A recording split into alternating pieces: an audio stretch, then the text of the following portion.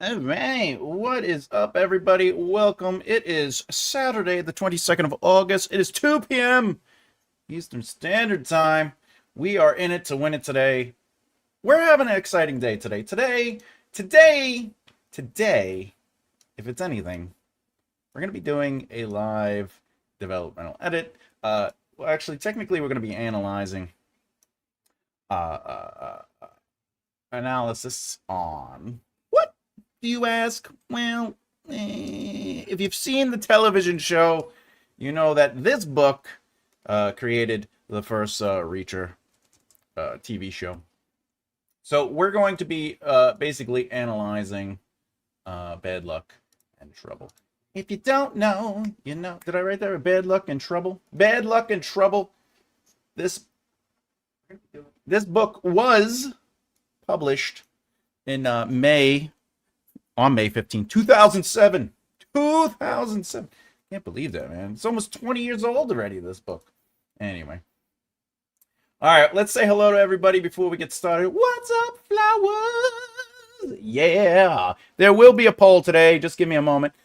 Cindy, always a pleasure. Hey, what's up, Chris? Hey, look who it is. It's SB. Yeah. How's everyone going? I'm doing excellent. Excellent.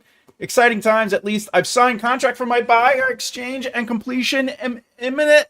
This is fantastic news for my wonderful friend. Let's do an applause. That's exciting. Hooray! And I'm eating lasagna. First of all, jealous. Very jealous. I love lasagna. We got chicken samosa for today. I blooped early. Oh yeah, remember, if you're here, you can hit that like button. No one's gonna be mad at you. I blooped on the way in. Bloop bloop bloop bloop.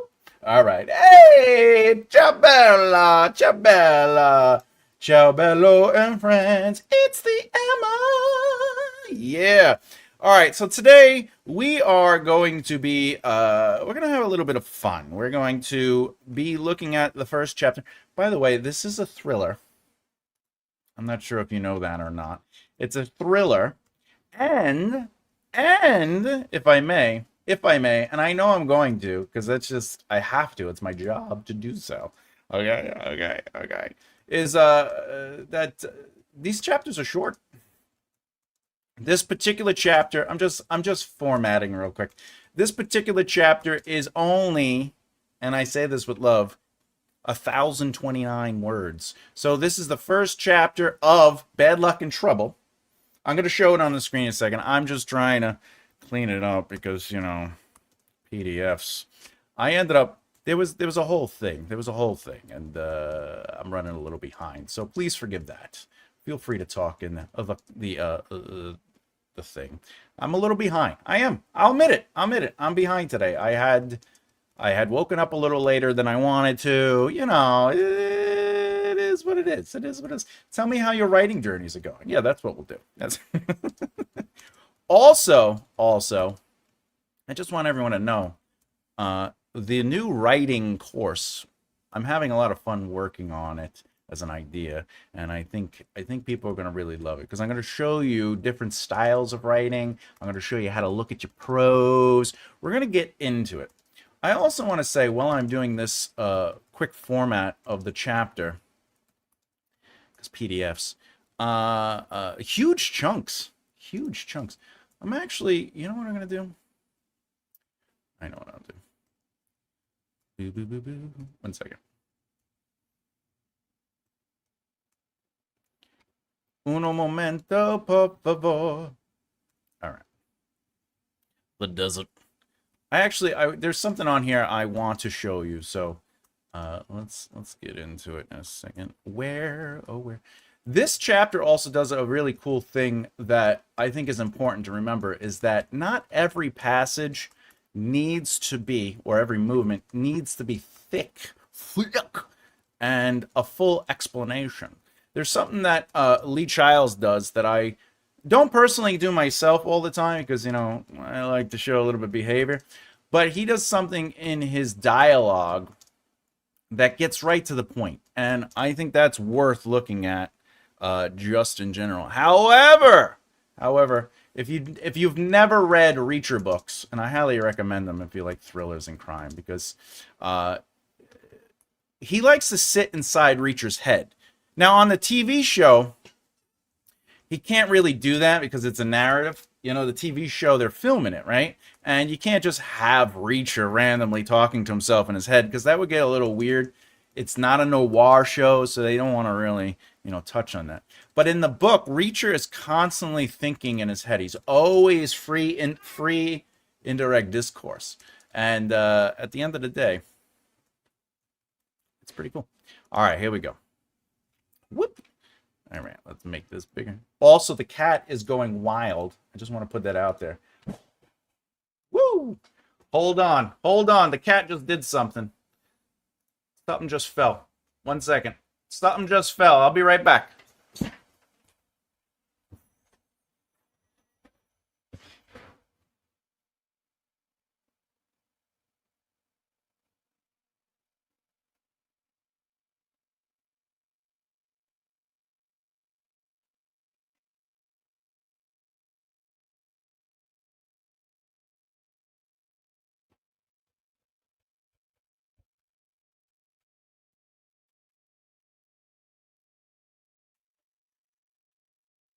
Today's live is crazy. The cat just dropped a picture. I just want to put that out there. Drop the painting. All right, here we go. This, we don't have to worry about this. All right. Jesus. Cats, am I right? What we got? Brilliant news. Oh, yeah, Flowers, congratulations on it. That's super exciting, super exciting. Emma, am I the only one not seeing the host? Can you not see me? I look like I'm on the screen on my video.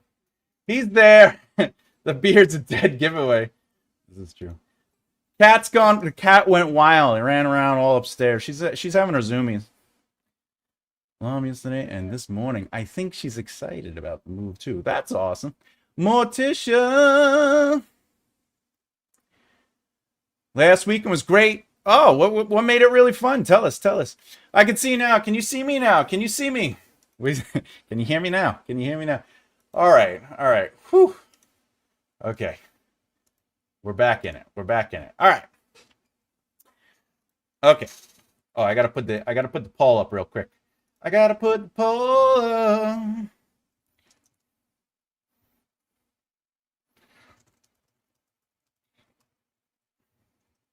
All right, here it goes.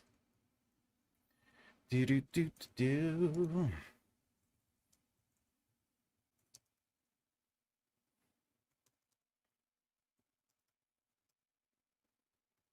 All right.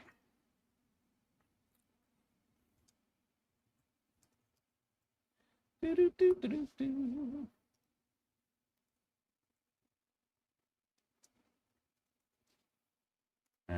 And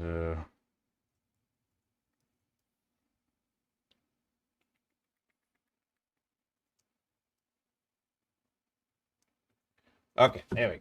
Since we're doing a thriller today, let's talk about it. Do you like thrillers? We will go over this poll at the end, and we'll talk about it. It's not a super poll today. I am running late, so please forgive me. Anyway, here we are. We are talking about what I like to call, hey ho, how's it going? Welcome to the show. And more importantly, if you don't know, I'm actually going to change it up today. We're going to be doing something a little different today. One second, I got to put something on the screen for you. There we go. All right. Okay. We are going to do this today. I'm only going to do this part, the something is happening, nothing is happening, so you can see that Lee Childs is or isn't doing it, which is going to be fun. And then I'm actually going to go into I'm going to go deeper into it. I'm going to analyze the actual sentences, and we're going to talk about how he's unfolding the story and how he's keeping it together. So again, if you don't know, what I like to do whenever I get a piece of work is exposition, except I like spelling it right, description, and of course character. If you don't know what they are, exposition is just pure information without the character's involvement. It feels more like an aside. It's not necessarily doing anything. Description is the same thing. There's nothing wrong with description or exposition in your book. If you're going to use it all you want. My recommendation is that you push it through character as much as possible. But a description that's like sort of like, here is a thing, isn't necessarily through character, and that makes it a little difficult. It also takes us away from who's telling the story. So that's happy. Could have chosen all of them, but I always guess who the bad guy is. I'm always solving them too. I can't see the question or the chat. Are you on a phone? Are you on a phone? The question is, what do you love about thrillers? All right. Do you love fast pace, the mystery, as in I like solving it, the twists and turns coming apart, or the way it's written? Uh-oh. What's going on here? All right, whatever. All right, let's get into it. I'm also going to pop that down. So all right. Hey, Afghani. What's up, Afghani? Afghani. I've gone out and come back in. Hello. Welcome back. All right. So I'm only going to do a little bit, as you can see. And then I want to talk about, I got to remember. I want to give myself a note.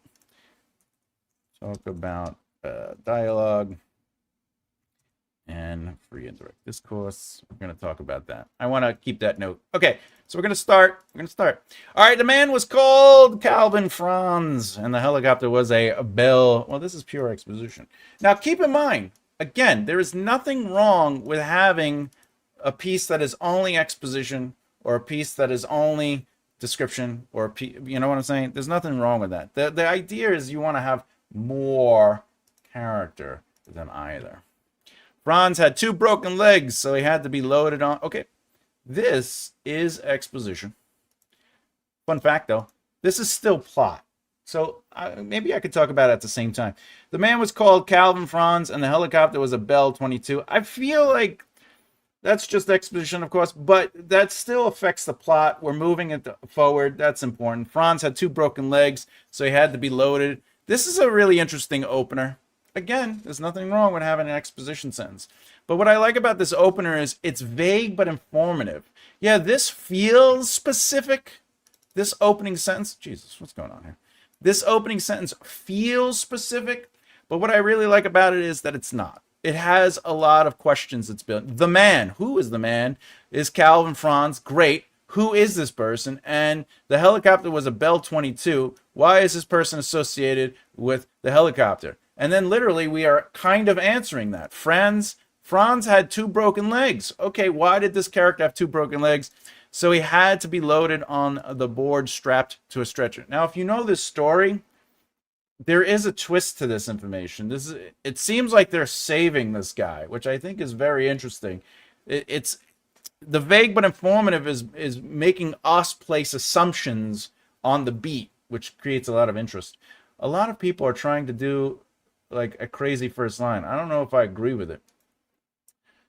I'm with you, Afghani. You know, if you want a crazy line, have a crazy line. I think the first line should be for every chapter or scene. I think the first line should be doing something. Whether it's crazy or not, that's a whole other argument. I think the first line should be the opening beat, the opening movement. It shouldn't just be Dave drank water. Like, if that's your opening line, you need to work.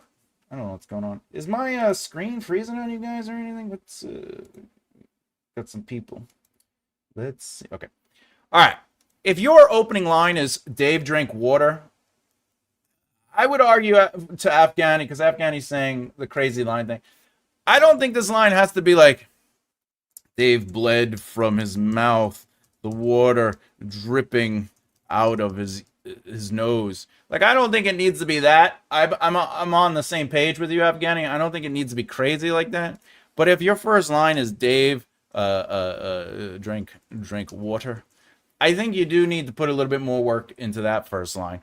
And the only reason is because your first line is the opening emotion, the ultimate truth. However, argument if we're going to argue the reality of it is when you're writing, your first sentence, passage, page, and chapter should be strong. But I also argue that your second chapter, the first line, passage, page, should be strong. Like, you know what I'm saying? Like, I feel that rule should apply to everything. But I don't think you have to sit here and go, what is my first? Because this is not a crazy first line. This is a pretty straightforward line. It's pretty strong first line. Anyway, let's keep going into it. Not a difficult maneuver. Ooh. This is omniscient, if I remember correctly. Anyway. All right. The Bell was a roomy aircraft, twin-engine designed for corporate travel and police departments with space for 7 pets. This is all exposition so far. Again, there's nothing wrong with exposition, but right now we're not really in the character. This is it is a thriller, so we're doing an opening scene. If you actually have seen the show, you might know what this is. The rear doors were as big as the panel van, and they were wide open. This so far has been all plot, though. This is moving the plot forward. The middle row of seats had been removed. There was plenty of room for Franz on the floor. Oh, that's nice. That's nice.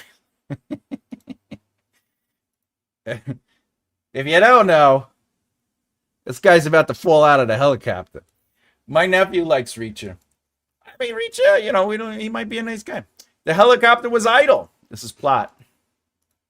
2 men were carrying the stretcher. Plot. This is all exposition. They ducked low under the rotator wash and hurried, one backward, one forward. You know what, actually? I'm going to go back.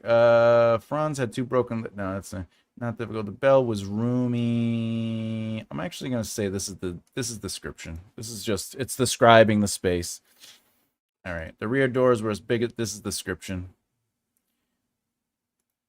The middle, and this is the script, because it's just wait. The rear doors were as big as a panel van, and moved. This, see, like lines like this come off as just information and not description, and that's really the argument here. The Bell was a roomy aircraft, twin-engine designed for corporate travel. You know what? This is exposition. What is the big definition? I'll show you.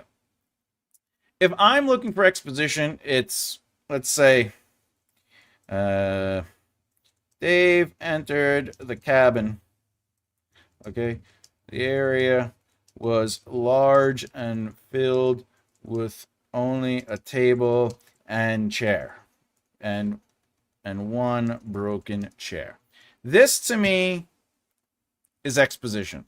And the reason it's exposition is because it's just telling us what's there, etc. Now, description for me would be, let's get rid of Dave. Actually, let's just do this. Let's get rid of Dave altogether. The cabin area. Okay. So, again, cabin area. Oh. So, description would be,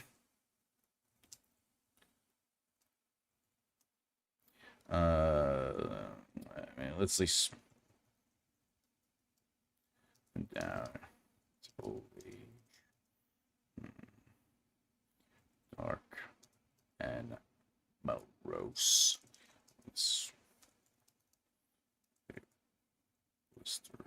Blistering fire. Feud.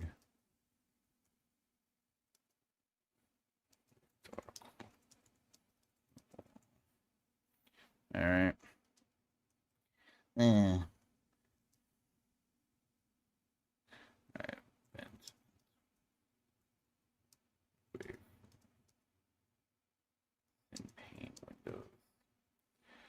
And you know, ceiling drop low, broken and leaking wooden spike teeth, or leaking wood like spiked teeth. All right, this is description. And the difference is this basically feels like a statement, and it's saying this is what you see. The reason I don't really consider that description is because we're not learning anything about the stuff we are seeing. We're just learning information that it's there. The cabin area was large and filled with only a table and one chair. That is just exposition. This is describing what we are seeing with that. I could even go as a lone table, off center and tilted, sat in the middle of the room.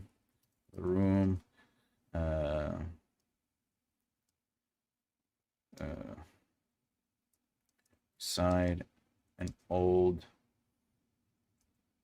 broken red chair. So that is no longer exposition because we are now getting a sense of the space. The cabin walls splintered up and down in its old age, dark and morose, in the swell of a blistering fire that spewed from a dark hole in the wall. This is obviously lyrical too. A lone table, off-center and tilted, sat in the middle of the room beside an old broken red chair, light bent and twisted away from the thin pane windows, stained in black tar. All right. And the ceiling dropped low, broken and leaking wood-like spiked teeth. That's all descriptive. I hope that works. Spot the plot. You got to spot the plot. I'm glad you're uncertain too. I struggled to say. When it comes to exposition and description, I go back and forth depending on, what's what. If the character is identifying something, I just automatically put it as character. But that makes sense. But right now, there is no character here. This is just description for description's sake, and we don't know why these things are being seen in this lyrical text or why they're being pointed out because the character's not involved. Just as the character's not involved with this. So this is just pure exposition. And that's how I decide when I'm looking through this. And right now, the rear doors were as big as a panel van, and they opened wide. It's exposition. All right. Oh, this is supposed to be... All right. They ducked low under the rotor wash and hurried, one backward, one forward. I can get a sense of place with that. When they reached the open door, the guy who had been walking backward got one handle up on the sill and ducked away.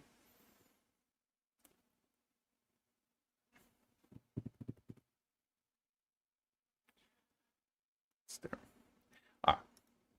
By the way, this is a hit.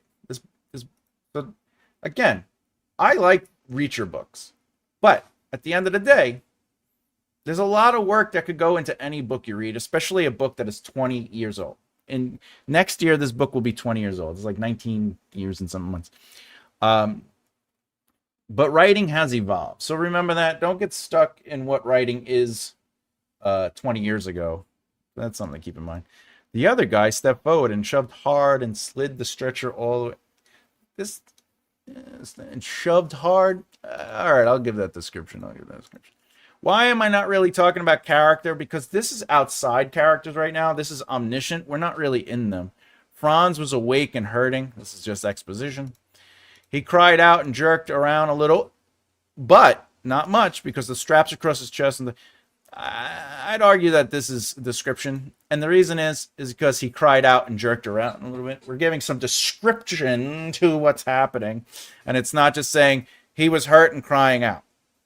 The two men climbed in after him and got in their seats behind the missing row and slammed the doors. I would say this is exposition. You know what's crazy about this? Now that I'm reading it again, if you've seen the show, this scene it flies by. They're just getting the guy in the thing. Oh, here's something I definitely wanted to point out. You see how this movement is only one sentence and this movement is one sentence, but there's still only one sentence? You're allowed to do that. You do not have to go into deep explanation with stuff. Sometimes a simple sentence is all you need for the movement. And remember, a movement is a focus or intent. So the focus is that they waited and the pilot waited is another focus. These are shots, by the way. So if we were looking at a show, it would show us they waited. So you'd see people waiting, and then you'd see they would cut to the pilot. And that's really like an important thing about passages or movements, is you should be looking at them as shots. And that'll help you decide whether a movement has changed or not. But ultimately, at the end of the day, it's a focus or intent. Whatever the passage or movement is focusing on, whether it's going very deep into it or it's just sitting on it, that's what determines it. This is a very large movement, and this is too. And let's just identify it. The helicopter was idle. All right, they're talking about the helicopter. The two men were carrying the stretcher. They ducked low under the rotor, wash, and hurried. One backward, forward. All right, so the helicopter's waiting for them, and they're getting on the helicopter is the movement. When they reached the open door, the guy had been walking backwards, etc., etc. The other guy stepped forward. This is all the same movement. Franz was awake and hurting.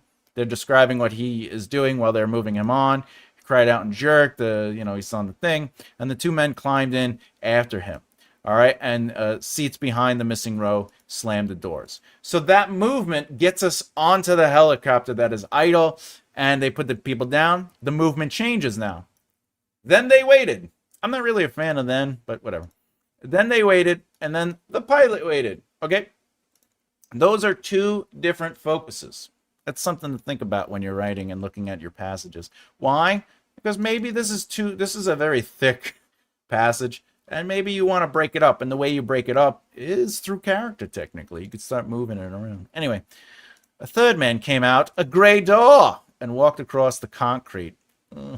The gray door, a third man came out. The gray door. He bent low under the rotor and held a hand flat on his chest to stop his necktie. That's description. I would say that's description. Actually, I'd almost argue that's character. And the reason I'm saying character is because he's making a choice to hold his necktie to his chest because it's flapping around. Remember, character is experience and choice. The jester made him look like a gentleman. That's description. He tracked around the bell's long nose and got in the front seat next to him. That's exposition. Amy. Go, he said, and then he bent his head to concentrate on his harness.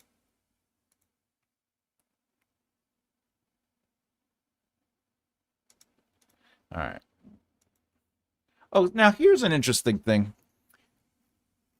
I would probably argue that this is a new... Oh, it is a new movement. I just looked at the PDF. You see? Do you see what just happened? It's because I cut and paste the PDF in there. I was like, wait a minute. This is dialogue and him doing something. Now we're focused on the pilot. And my brain already knew that something was wrong. And I was about to be like, why would he keep this here? But there you go. All right. All right. The pull goes the turbines. And the lazy whoop whoop of the idling blade slid up the scale to an... What the hell? This is technically a description. Whip, whip, whip, whip. The bell lifted straight off the ground, drifting. Oh, I described that. That's description. Then it dipped its nose and hammered north, high and fast. That's description. That is what we... that's fair. That's fair. Below it, this is exposition. Below it, roads and science parks and small factories, and that's the exposition. Thanks, appreciate the information. Brick walls and metal siding, red in the late sun. That's description. And then, of course, tiny... I'm not going to do the whole thing. I'm going to stop after this one. Tiny emerald lawns and turquoise swimming pools winked... That's technically description. All right. So... if we bring it back and just look at the color coding, you could see this has a lot of description and a lot of red for exposition, but it has very little character. And the reason is because we're not actually connected to a POV. Again, there's nothing wrong with this as a choice. If it's how you want to write, go for it. My argument is always you want to at least be closer to a character's experience, whether it is the POV of the protagonist or another character altogether. In my opinion, I would probably be in the character who's on the gurney. I'd be in their mind in this scene. I would open up with their emotional experience. But again, that is my choice as an author. And that is what makes author voice, is you making these choices for the presentation of your narrative. Again, you could do anything you want, though. And this is 20 years old. All right. Would I move on to phase 2? Yeah, I probably would. I just because there's a mix of colors, and that is a good sign too. If it was all red or all blue or mostly red and mostly blue, there are signs of green. And if I kept going, see, like the man, this is technically the man in the forward seat said, "You know where you're going, right?" The pilot nodded and said nothing. Okay, great, right? Friends, he was in too much pain. All right, anyway. How big is this opening scene? Let's see. 536 words for the opening scene. That's not bad. Does it have a beginning, a middle, and end? Yeah, there's a man on a gurney. He's crying. 2 people pull him in. Then we have the guy show up. A third guy comes out. He sits in. All right, go. The helicopter is now in the air. The stakes have been raised. We are leaving the ground. The man, you know where you're going? I do. All right. The bell clattered upward and river minute north. This is just where they're going. They glowed orange. This is a lot of description. Then the low hills gave way and turned to small rounded mountains. The bell sped on. The man in the front seat twisted around, looked down at Franz on the floor behind him and said, 20 more minutes, maybe. If you don't know, Franz is going to die. Franz is going to die. So we don't know that yet. Well, so this is a really nice, vague, but informative, because 20 more minutes changes meaning later on. Right now, if you didn't know this story and I didn't say anything, it's implied that they're probably taking this guy to get help. They're taking him to a hospital, or they're going somewhere 20 minutes or so to help this guy. But that's not necessarily what's happening. And that's fantastic. That's fantastic. Whip, whip, whip, whip. Hello. Hello, everyone. What's up, Em? All right. I want to get to this. Let me talk about something. Then I'm going to sort of go into more analysis. We're going to look at the words a little bit more. Do you see how this is just back and forth? We just sort of we remember, dialogue tags are needed for clarity and pace, right? Clarity and pace. This clarifies who's talking first, which is the man. Where are we? He asks. And this clarifies it's the pilot. Where we were before. All right. Excellent. Now we know that the back and forth is man, pilot. Man, pilot. Exactly. Roughly. What's below us? Sand. Height. 3,000 feet. What's the air like up here? Still, a few thermals, but no wind. Safe? Aeronomically. So let's do it. All right. As long as we understand who's talking, we don't need to be like, sand, the pilot responded, checking his gauges. You don't have to do that. You can for sure, but you don't have to. And that's the thing. It's like if you're writing a very specific genre like thriller, you don't want to sit in moments as much. You just sort of want to get through it a lot of the times. But also, sometimes writers fall into the habit of, well, if they're saying something, they should be doing something. And then you get into height. He looked out the window. 3,000 miles. He nodded. Right? And you start getting into this weird, like everybody's doing something. And you don't necessarily have to always do that. Sometimes you could just get right to the point, is all I'm saying. And I really like that about Lee Child. Sometimes he doesn't really waste a lot of words when it comes to dialogue. He just, of course, you got to remember, they're also talking over the loud, and they're like, oh, exactly, roughly, what's below us now? Sand, height, right? Like they're trying to get through this conversation within the helicopter. Okay. Now, I will say this much. Sometimes you do need behavior. Sometimes you do need more dialogue tags, and the reality comes down to when it starts not making sense. But these dialogue beats are within the character's voice. This person's asking questions, and the pilot is answering them. Exactly, roughly. What's below us now? We know that this has to still be the main guy. Sand, it's an answer. Height, we know that the guy is asking questions. 3,000 feet, right? So that's also another indicator. That would be character voice, because one character is doing what they would do. It's their behavior. And the other character is doing what they would do, which is their behavior, which in this case is a subordinate. All right? Anyway. I think this, the man in front said, let's go home now. All right. Jerk the stretcher fully upright. Franz took an okay. This is where they drop him. So Franz took an involuntary step forward onto his broken right leg. He screamed once more briefly and then looked a second onto his broken leg. His arms flailed and he collapsed forward, and his upper body momentum levered him over the locked pivot of his immobile hips and took him straight out through the door into the noisy darkness, into the gale force rotor wash into the night, 3,000 feet above the desert floor. In the show, they're in a forest or something, or woods, I think. For a moment, there was silence. Oof. Even the engine noise seemed to fade. Then the pilot reversed the bell's rotation and rocked the other way, and the door slammed neatly shut. The turbines spun up again, and the rotor bit the air, and the noise dropped.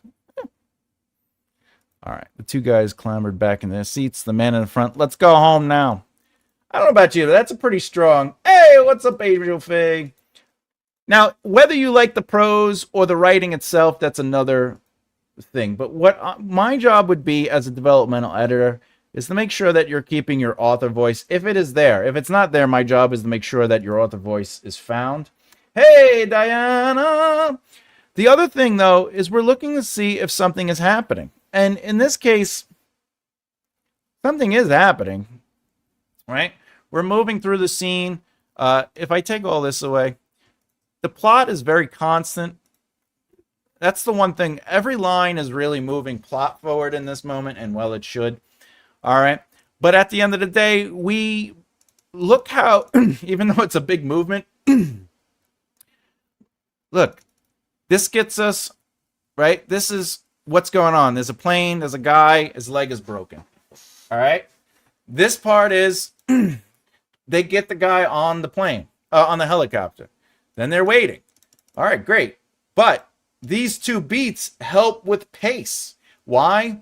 Because we just sat in these massive movements, and now the reader gets sort of like a reprieve before deeper information comes, which is then they waited, the pilot waited. Whether you like that kind of style of writing or not is another conversation. Then we sit with a third. Now the third guy comes out. Great. All right, let's get up there and go. Right? And then he walks around, and the helicopter rises. Right? The man in the seat, you know where we're going? The pilot, yeah, okay. You turn, okay, hey, 20 more minutes. And then Franz is like, no, I'm in pain. That's a tight scene. Whether you like the prose or the writing, again, is another conversation. But that's a tight scene. For 536 words. All right. So, when you're writing, hey, congratulations with that, Angel Faye. When you're writing your scenes, right? This is the thing that's really good about doing analysis, analyzing other people's writings. Again, whether you like the writing or not, that is not what we're looking for. We're looking for invisible stuff.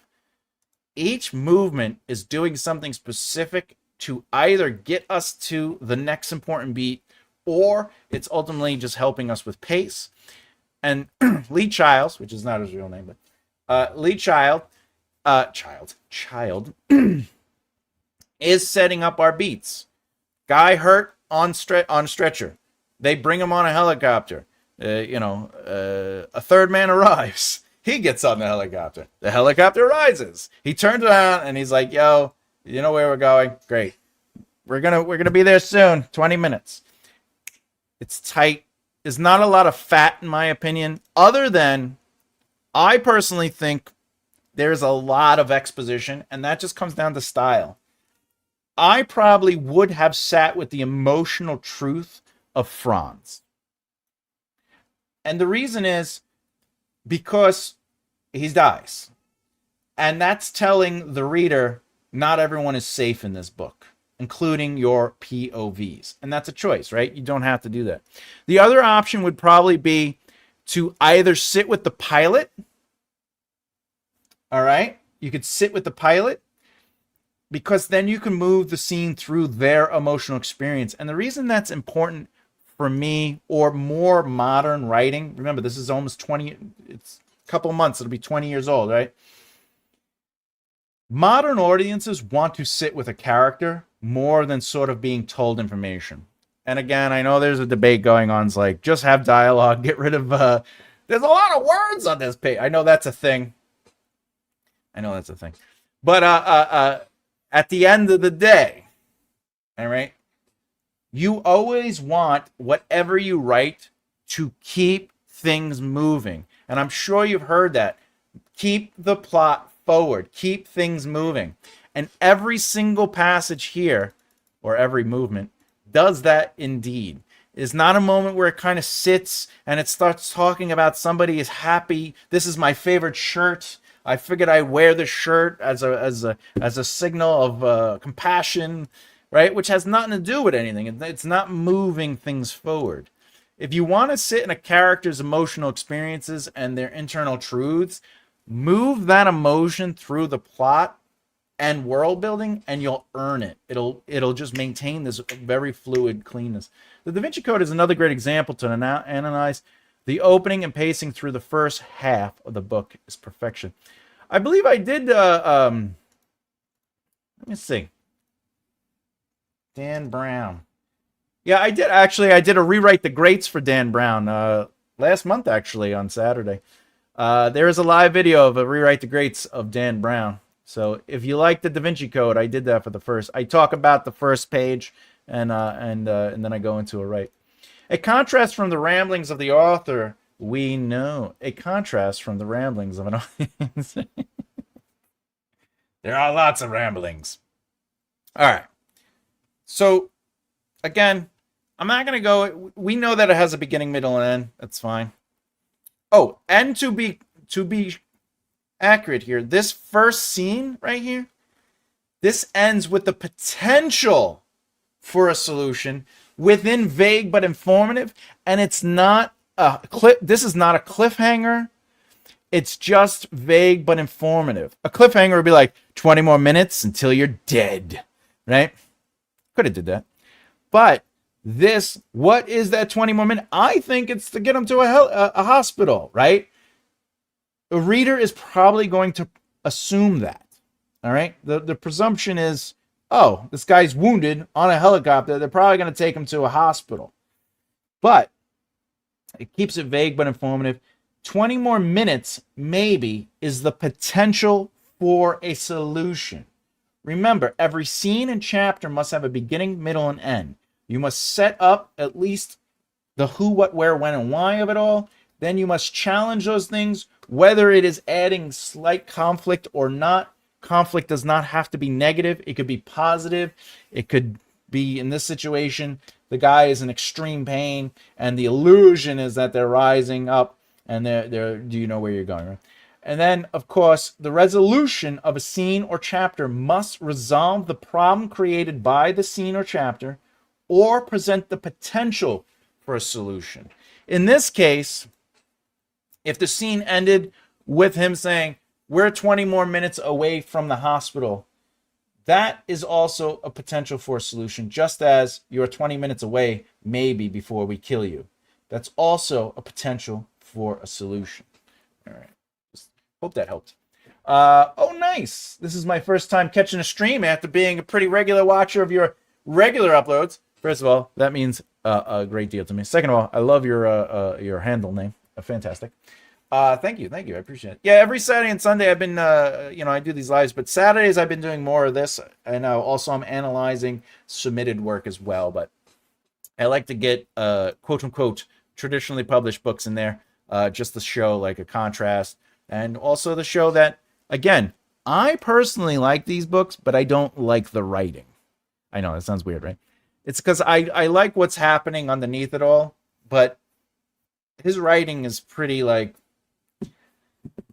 to be fair, he did write this with another writer, but nevertheless, I'm not a fan of informative writing. Like where, like this is just too much information for me. For me. All right, let's read the second scene of the same chapter. And by the way, as you can see, he's using a line. Let's make that bigger for everybody. He's using a line. You could do that, or you could do this, if you don't know. You can do this. You could do that. You could do the asterisk. Lee Childs decided to use a line. That's known as a hard chapter break. A hard chapter break is an extended amount of time has passed, or the movement of the chapter has switched directions. In this case, the movement of the chapter has changed. We assume they're going to take care of him, but it has changed. They are going to kill this person. Okay. So if we're reading this as a developmental editor, or if you're reading your own works, I use a font for scene breaks. I use a decor. Oh, that's cool. Sometimes there's nothing wrong with that. Yeah, sometimes people use like fancy pictures. You could use like a helmet. I've seen all different kinds. The difference is, if there is a mark here, it's a hard chapter break. If it's just this, it's a soft chapter break, and that means that it's not an extended, and that it's just keeping things moving. So just keep that in mind. I see what you mean. My favorite is George R.R. Martin, and his prose and dialogue are one of the kind, in my opinion. So getting into other authors can be tough for me. I've just recently started the Expanse series and love it. Oh, yeah. Yeah, I agree. And here's the thing. Like, I like George R. Martin. I can get into his writing. I love his stories. I love the depth of his characters and worlds. My only complaint with him is sometimes he goes into exposition and world building just too much. And I would rather that unfold narratively through narrative importance with seeding and some sprinkles here and there. That's my only big gripe with that, and he hasn't finished the book. But other than that, all right. So when you're working on your own books and you're analyzing your own books, or you're analyzing a work like we're doing right now, this is what you should be doing to see if stuff is moving and we're getting things done. Right. The Bell was rated for a 161 mph. miles per hour cruise, so 20 more minutes took it almost 54 miles beyond the mountains, well out over the empty desert. All right, here's the thing.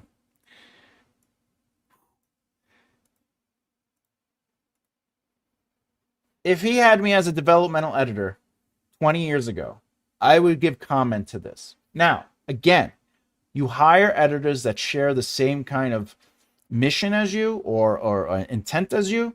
So if you like to just be pure exposition, if you like to just kind of give as many details and just be very, and there's nothing wrong with being mechanical, but this is mechanical, you want to find a developmental editor that is going to sort of filter their lens through that, right? You hire editors that have a voice or an understanding of narrative or the way they see things, because you appreciate what they see, how they look at narrative, and what they can do to A, improve what you have, or B, help you develop what you have, in the sense of you don't necessarily know what it is. Like, you're like, I have an idea, but I don't know how to hone it into, like, right? So those are two different things. Either you know your voice and you want them to enhance it, or you don't necessarily know your voice and you want them to help you not only with the narrative, but enhance your voice. Those are really two things you're looking for in a developmental editor. For me, this is crazy. There's nothing wrong with saying, if you're just going to be, what is it?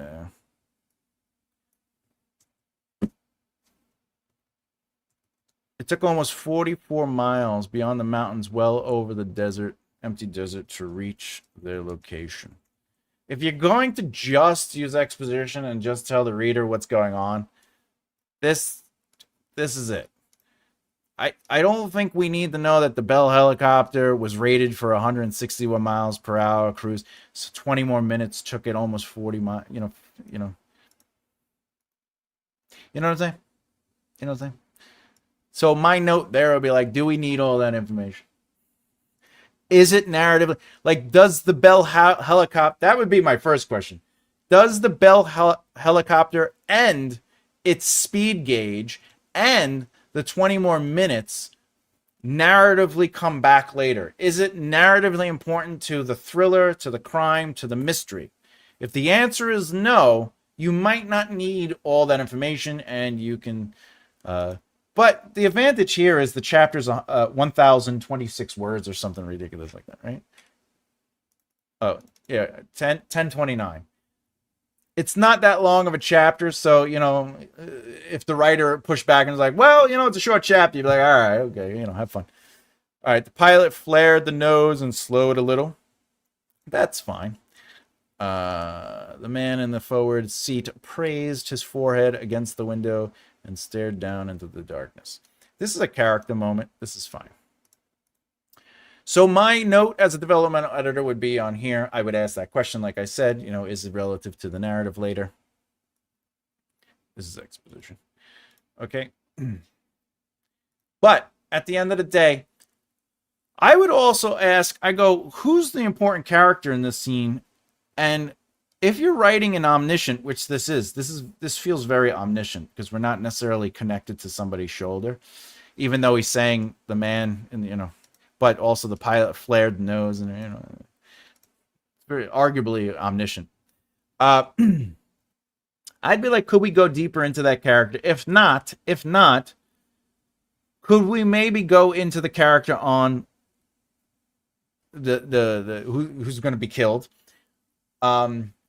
If not, if the writer is like, hey, I just sort of want there to be mystery, that is an argument for, all right, you win. Okay. But in my opinion, I think there should be a little bit more here that is internal. There's no deep internal interest. It's just the facts, man.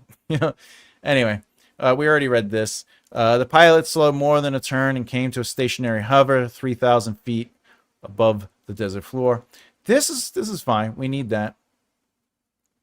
The man in the forward seat twisted around again and signaled to the other guys in the back. I don't think again is needed.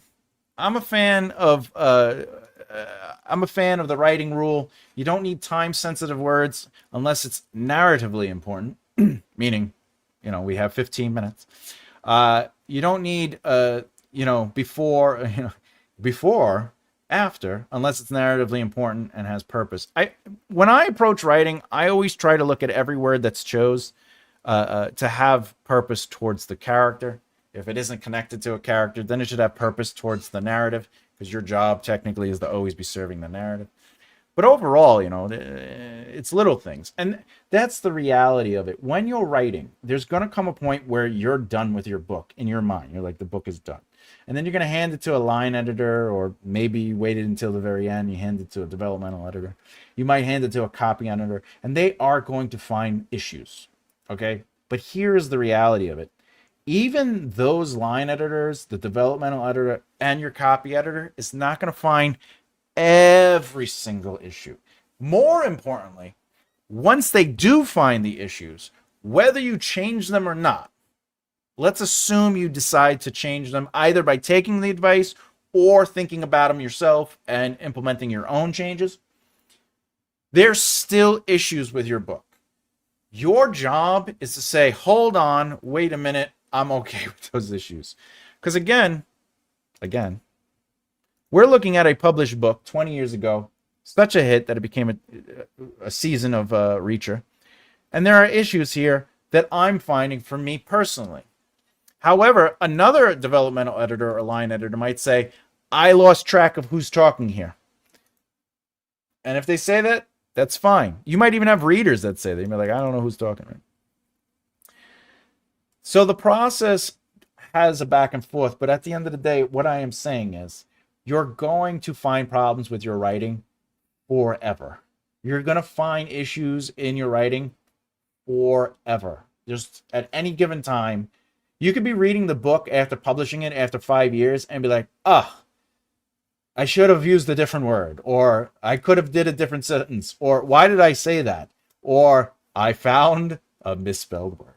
Like, it's going to happen, and you have to be comfortable accepting that.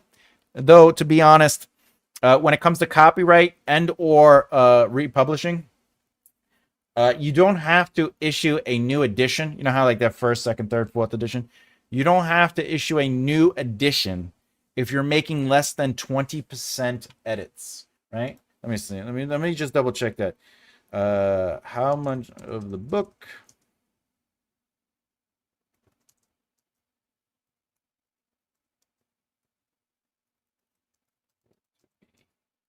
Considered a new edition. The writer fixing.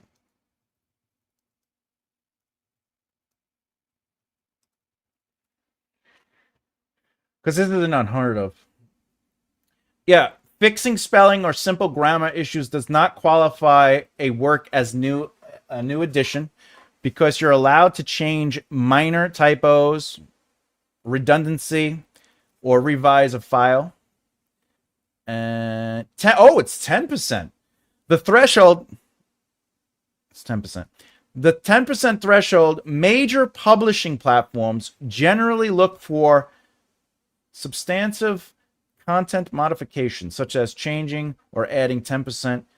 In copyright, okay, all right. In copyright, it's 20%.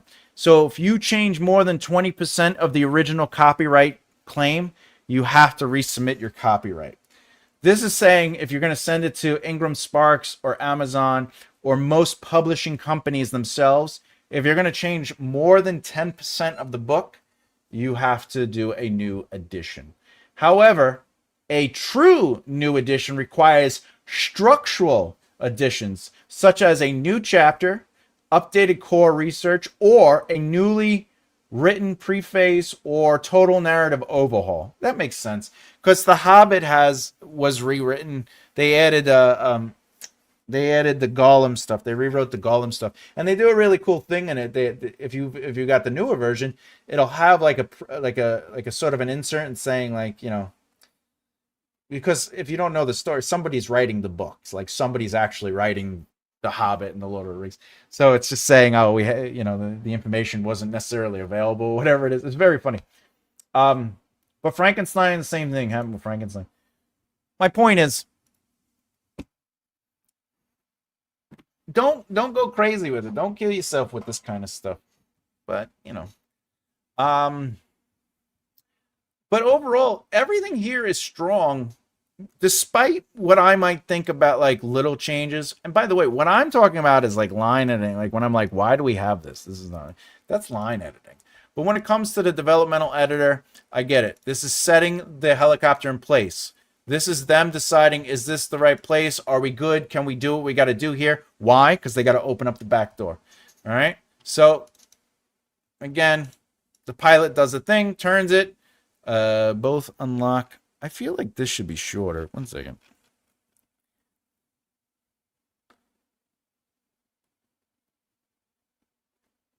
No, it's really that long. Jesus.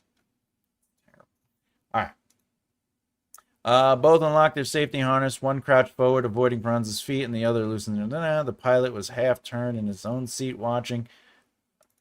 I'd probably get rid of that. And he tilted the bell a little, so the door fell away. Then he brought the crit. I would probably do this. And then he turned leveled, so the rotation of the thing. The second guy from the rear. All right. Then I would do that. Second guy from the rear. The first guy jammed his toe against the free end of the stretcher rail to stop the whole thing sliding across the floor. The second guy see what I mean? Like, there's a lot of like. Again, this is 20 years old. This is coming off like this to me. Tell me if you've seen this.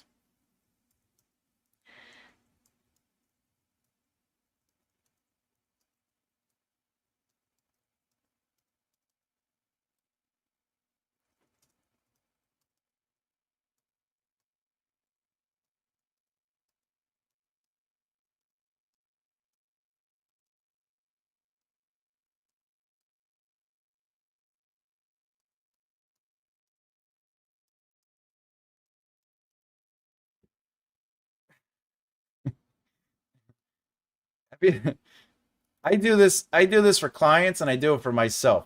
If I read a piece that starts feeling like this, he did a thing. He did another thing. Then the other guy did a thing. They both did a thing while watching each other. Look at a third guy doing a thing. The thing happened, and one guy adjusted his foot to the thing. Right? Or on the thing. Let's say on the thing. All right. I'll write like this to see if it sounds like that. And that's what this sounds like to me. Again, this would be line editing, not necessarily developmental editing. But since we're here and I'm reading it, the second guy from the rear crouched near. This is the second guy did a thing near Franz's head and did another thing. The first guy did a thing, and and he ended up on the stroller and slid it across the floor. The second guy jerked his. I don't know if you hear me out there. Or if my mic died, but I'd love to hear your thoughts on this. Do you know what I'm saying? Like, do you see this in books? Not necessarily where it's that bad. Like, he did a thing. But in writing, this is what subject verb feels like. It just becomes a da da da da da da da da da da da da. Right? Did a thing sounds like my kind of party. Hey, take my strong hand. Okay. All right. However, as an aside, if you are writing like this and it comes off like that, there's really a secret to it. Okay? He did a thing. Wait a minute. Crushing strength from his arm. All right. Already, this sentence is way stronger because we are now allowing it to influence and affect the character. All right. This I would change now.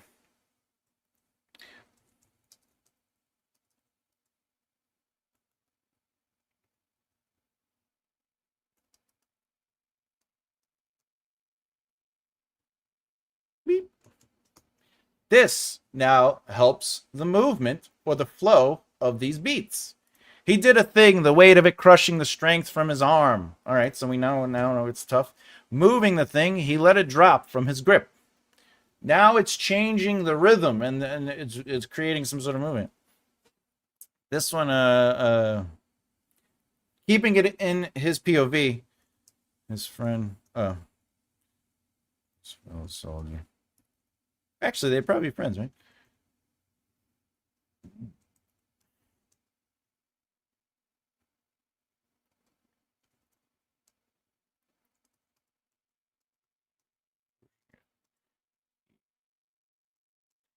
I spelled heaving wrong. Heaving. Is it heaving? Heaving. Heaving. The thing. A few feet.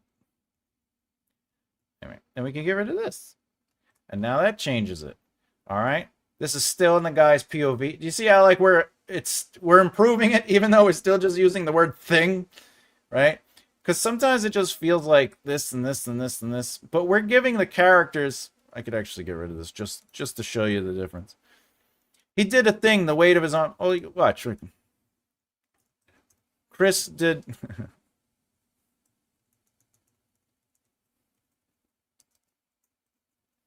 The way, see, now thing becomes create. He becomes Chris. Fine. We have given it a subject. We have given it an idea, right? Not an idea. We've defined it. Okay. And now the thing that was he did a thing, right, is emotionally connected to the weight of it crushing the strength from his arm, meaning he's getting weaker. All right. Moving the crate over, he let it drop from his grip. You could even do this.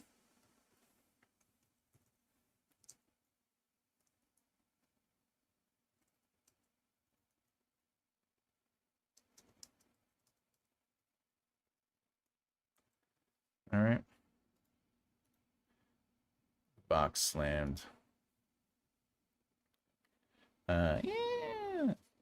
Out. There we go.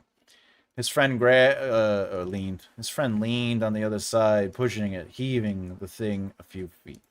You could even get away with doing it like this, because now his friend is doing something else. That's a different focus, or intent. His intent was to carry it and place it somewhere. His intent is to push it. Anyway, if you find yourself writing like this, in my opinion,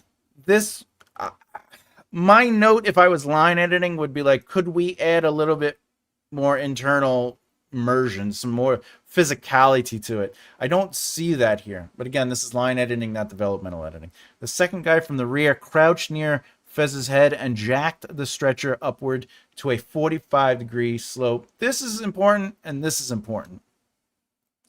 The way he gets there is interesting.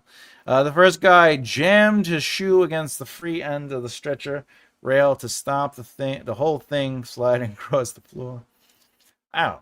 The second guy jerked. It's just too much. The first guy, the second guy, the guy number 3, it's just too much for me, in my opinion. Anyway, I hope that helps. But I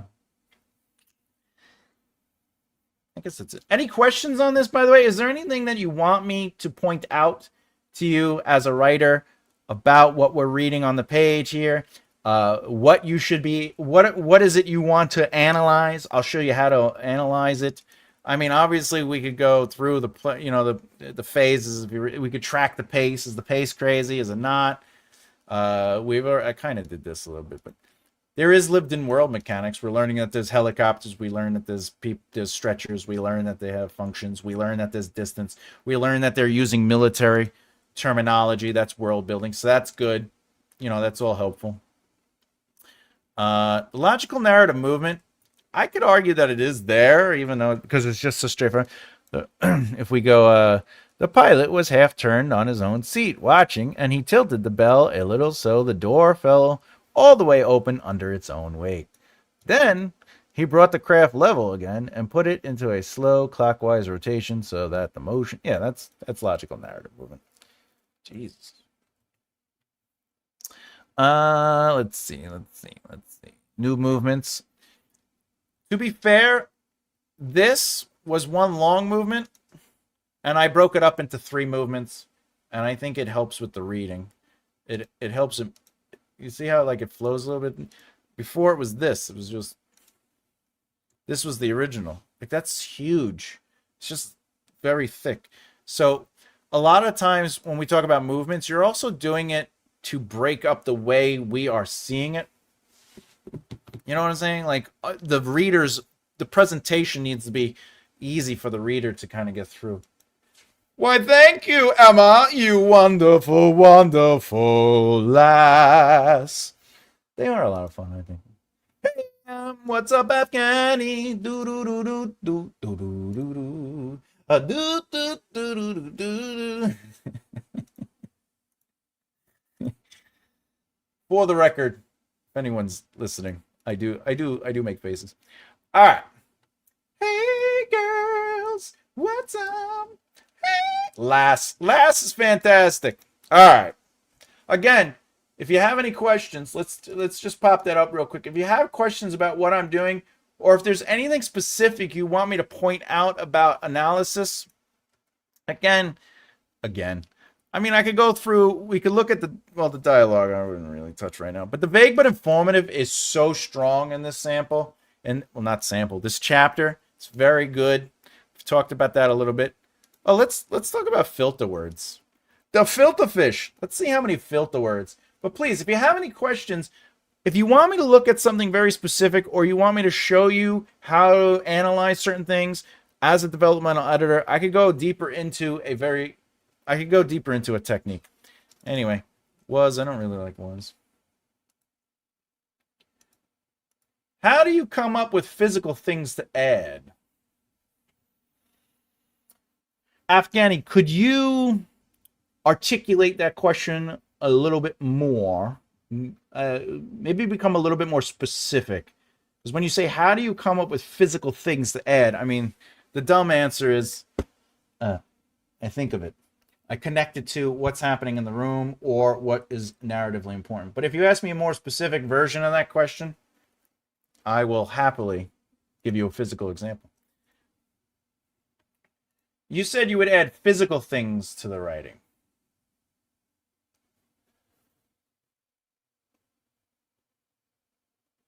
Yeah, like connecting it like I did down here. When I was talking about this, Chris lifted a crate. Is that what you're talking about? Is that what you're asking about? Chris lifted a crate, the weight of it crushing the strength from his arm, moving the crate over it. He let it dry. Is that what you're talking about? Or just connect me to the context. Because the way I come up with this is I just think about what they're doing. And I think about what is most important narratively, whether it's what they are physically looking at, what they are experiencing, or what they are interacting with. That is what's important to me. Please elaborate, and I'll be happy to. Right now, I'm just looking for filter words. Was again? Not really. Was.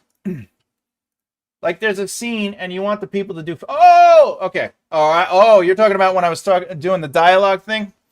When I was like, some people like height. He nodded. Is that what you're talking about? Let me know if that's what you're talking, because I got a lot. I could go on about that. I definitely have. I have answers to that. If that's what you're talking about, just confirm that. All right. And crafted with. I'm not really a fan of with. Was. Open wide. Had been removed. Was. All right, yeah. Let me go into that in a sec. I just want to say one thing, and then I'll absolutely go into that. So when I'm writing, what I'll do for a first draft or a second draft is I'll go through and I'll actually I'll mark up this. If I see was, with, was, I think he had seam in here earlier. I'm looking for words like this. My first thought is, how do I rewrite that? Okay.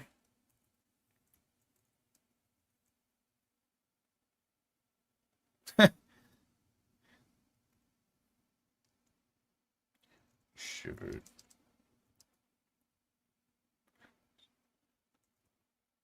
Stretcher.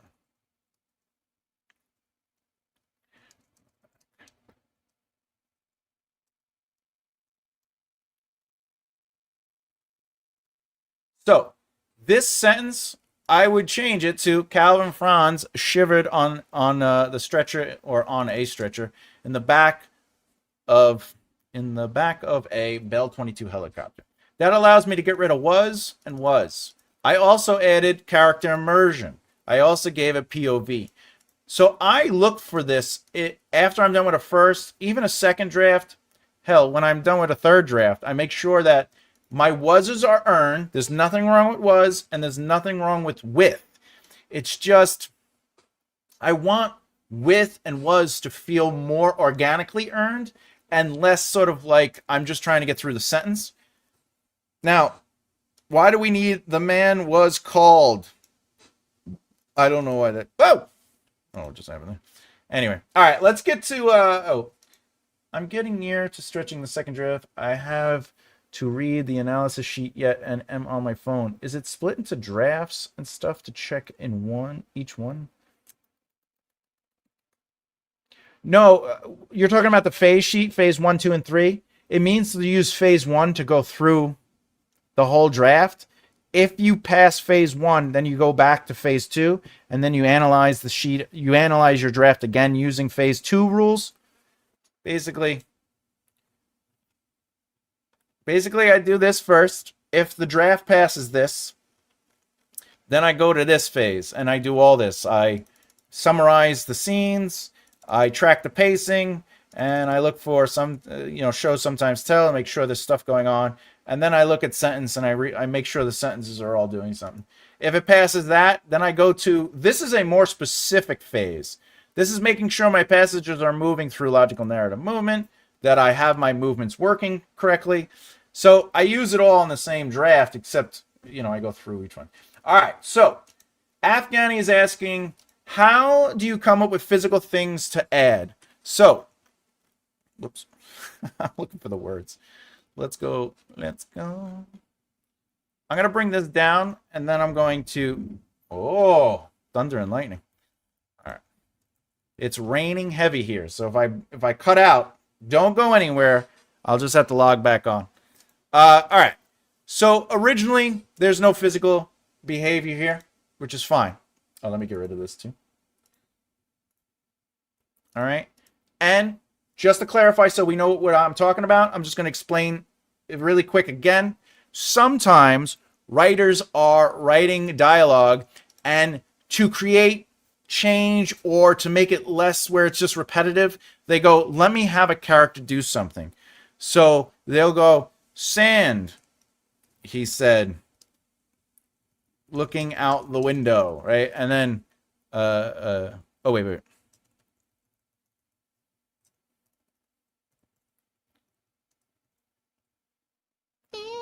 Right? They'll say, he asked, looking out the window, 3,000 feet, the pilot checked his, his gauges, okay, and nodded. All right. All right, and the reason a writer does that is because they just want to make sure it's not repetitive, and they want to add something. They feel something on. As a writer, don't do that. If the only reason you're putting a he asked, or he said, or he looked out the window, or he picked his nose, because you just feel like something should be there, don't write the first thing that comes to your mind. So we're going to answer Afghani's question now. How where is it? How do you come up with physical things to add? You're looking for a few opportunities. First, let's do the emotional truth of the character within the scene. Okay? You're asking yourself, how do they feel before getting here? Right? How do they feel before that? How do they feel in the scene? Right? And how do you want them to feel when they leave the scene? Now, you don't have to ask these questions in real time.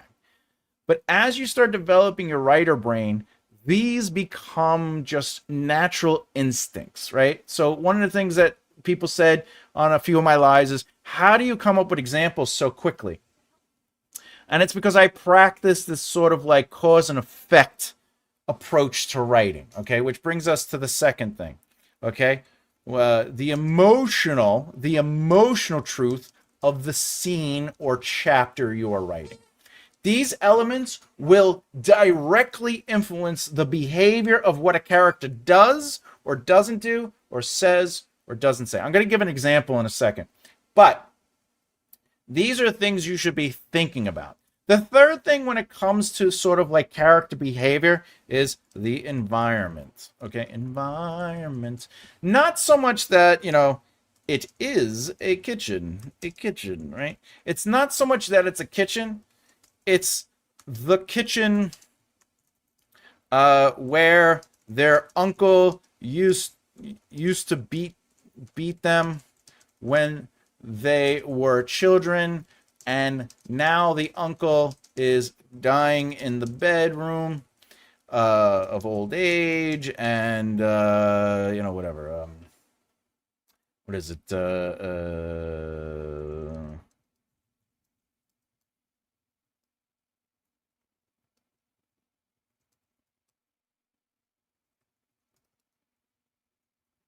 Is it called Alzheimer's or dementia? Okay, he's suffering from dementia, and these kids are the only ones to help him.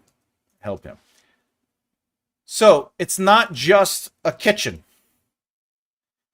It's a kitchen that has these things, and maybe the scene is the two kids are thinking about killing him, or they're thinking about leaving and letting what comes come, or they're thinking about whatever, just hiring a nurse or putting this guy into a home.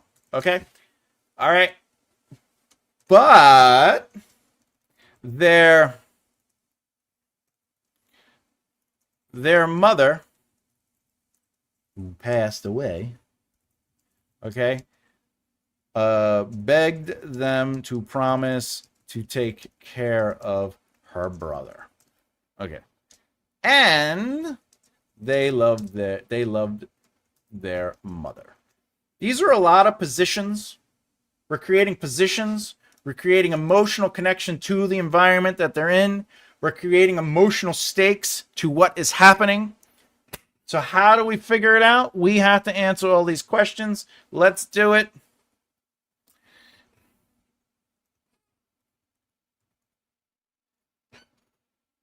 Afghani.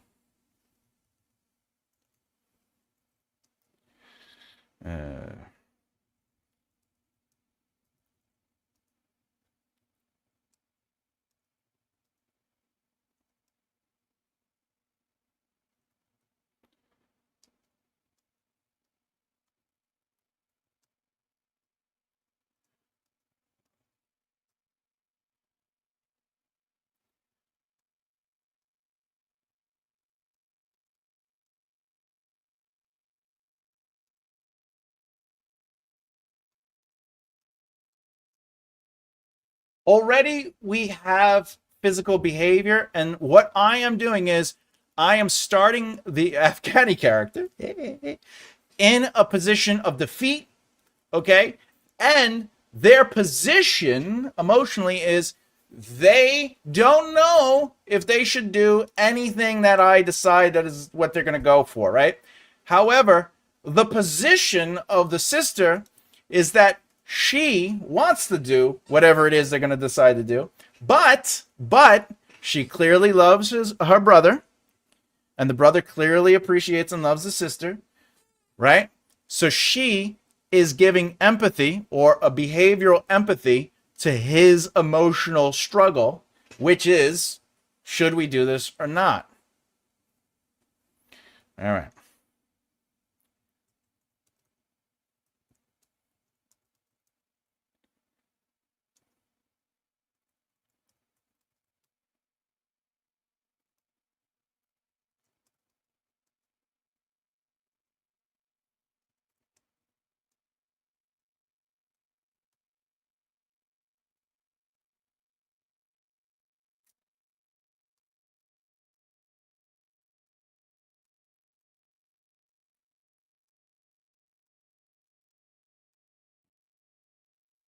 Whatever it is. Rubbing over. Sure.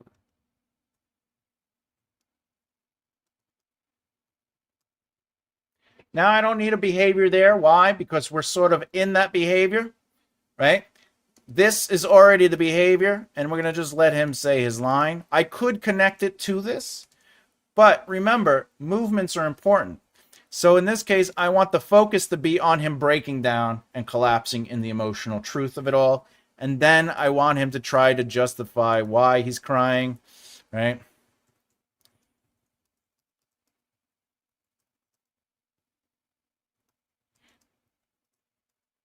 I don't need physical behavior there, right?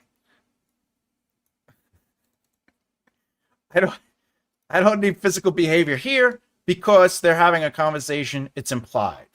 All right. His dragon meat. All right. All right. Dragon meat. All right. You don't have to do anything. You need to only let me take care of it.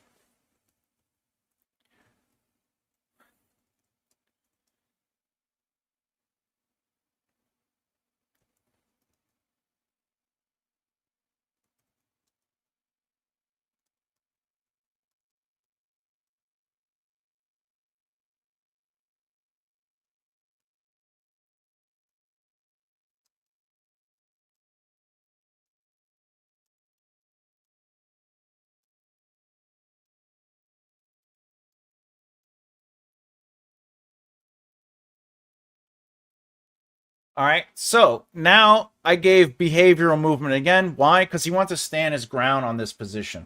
He's ultimate. I don't know if you guys can see the screen. I think you can. The screen's big enough. I decided that he had to move, and the reason I made that choice is because narratively, he needs to stand his ground a little bit.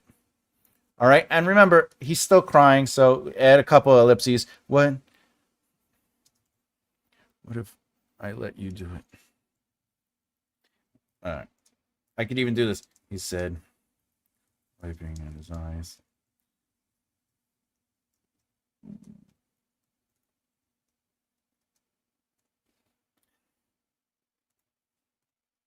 And I did nothing. Okay. So the physical behavior is coming specifically from what they are doing as a character because of their emotional truth, and how it is directly influencing the narrative beat. You can go either or both, right? So when you're filming a movie or a television show or doing a play, the blocking is representative of the narrative truth as well.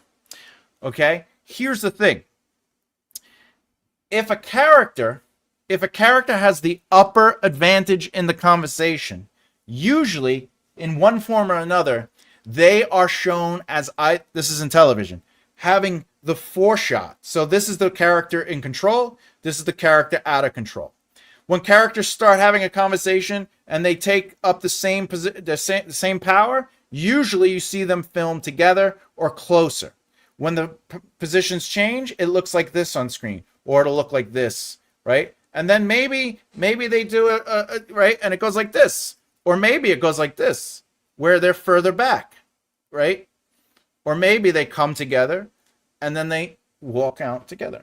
And that means they're leaving the scene on the same page, right? So when you're writing, because you don't have that ability to show the actual footage, you start using their behavior to influence what they're choosing to do within the dialogue itself. What? He lifted himself up on the straight of his arms, okay? Wiping at his eyes and turning to her. And I did nothing. I can't handle that. Okay? So we understand the struggle that's going on. What's the cry for, Afghani? What's the cry for? What's the cry for? By the way, is this example helping you, good sir?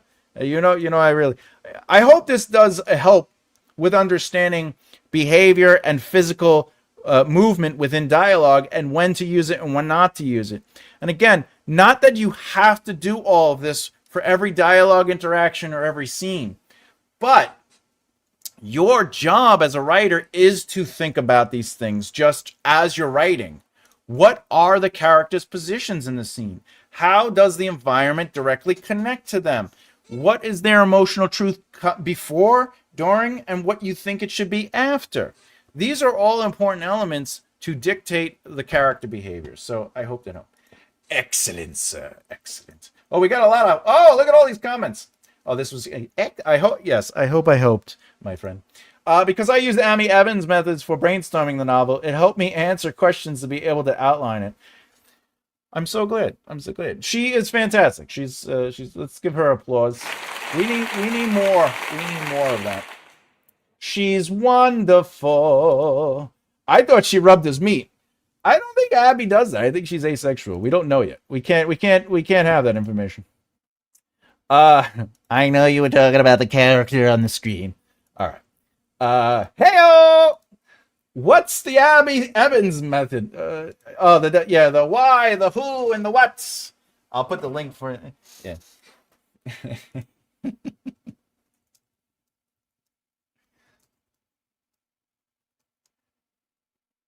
If you want to know, if you need to know. Let's see. Her method is why? The heart. And she has the reason. This is the emotional journey. And then it's the change.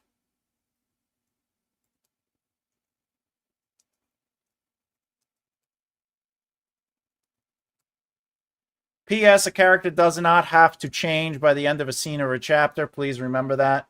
A character does not have to change by the end of a scene or a chapter. This is the why. So the why is the heart. Okay. And then it's who. Okay. The protagonists. Who are they? And they, oh my God. I would disagree with this method already. I would disagree. It's too complex already. The flaw of the lie. I would disagree with that too. It defines their deep-seated fear. I don't agree with this so far. The desire versus fear. Establishes what your character thinks they want versus what they actually need to heal or grow. That I kind of agree with. The what?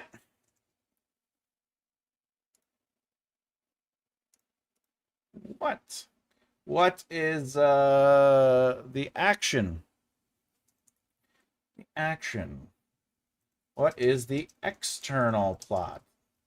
The catalyst.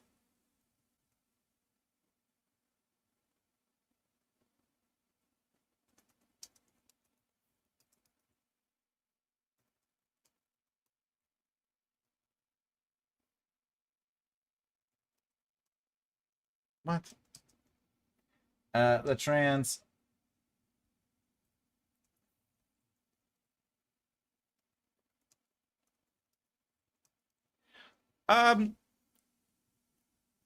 What? I feel like she said the same thing. Okay, anyway. By the way, for everyone out there, you do not have to do all this work before you write a scene. All you have to do. All right. Really don't want to spend time doing this, but it'll be fun. Look, if you're writing and you go, let's say you're a pantser. Let's say you're a pantser. Christine. All right. Finish the last of her beer. Okay. I'm a writer. My brain, now that I wrote that, I have to go, why is she drinking that beer? And you just have to create a position that is automatically defined. Does she like beer or not like beer? If she doesn't like beer, then why is she drinking beer? If she does like beer, then maybe this is a good moment. So we can make it positive, right? She finished the last of her beer.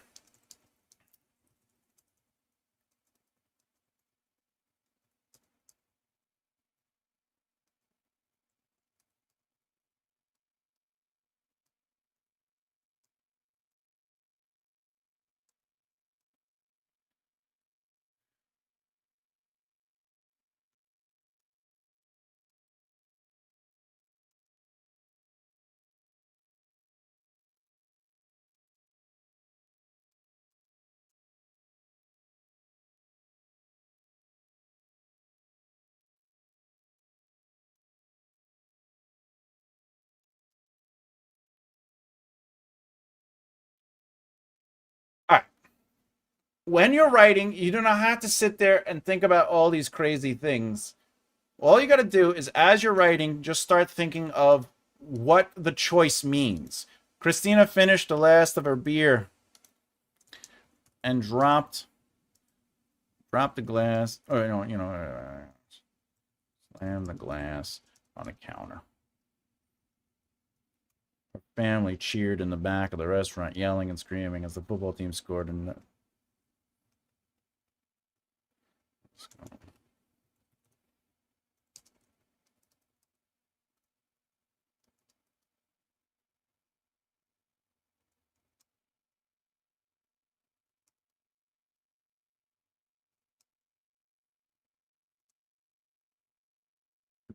that's free indirect discourse.